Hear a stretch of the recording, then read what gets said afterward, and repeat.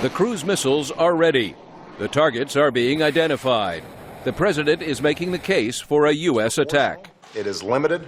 It does not involve boots on the ground. This is not Iraq, and this is not Afghanistan. But analysts say Syria's military can withstand a limited strike. And some analysts are concerned that anything short of a robust attack may not deter Damascus. Syrian analyst Elizabeth O'Baggy. If there is not an adequate response to the use of chemical weapons, that it's very likely that he will continue to use them. Mr. Obama's decision to seek congressional approval has delayed any attack, reportedly allowing Syrian President Bashar al-Assad to move troops and military equipment to civilian areas. Former CIA officer and Middle East analyst Reuel Marc Gerecht.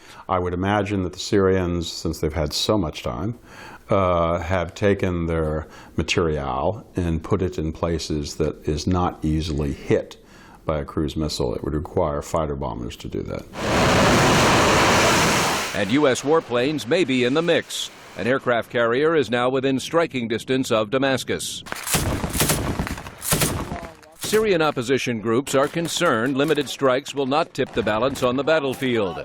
Khaled Saleh of the Syrian National Coalition wants regime change. It is time to move the power from the family, the mafia that controlled Syria for the last 40 years.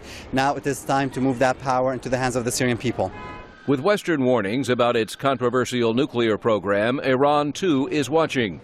Again, Reuel Marc Gerecht. If we do not do something in Syria, I think the odds of the Iranians taking us seriously are zero. Polls show many war-weary Americans are opposed to involvement in Syria's civil war, and the president has an uphill battle convincing Congress. Senior analyst Michael O'Hanlon is more optimistic. In the end, I don't believe the administration is going to get a lot of flack from the American public, from the Congress, or from the allies. On the other hand, if they miscalculate or something goes wrong, all bets are off. On Tuesday night, President Obama will address the American people, while the war in Syria grinds on. Meredith Buel, VOA News, Washington.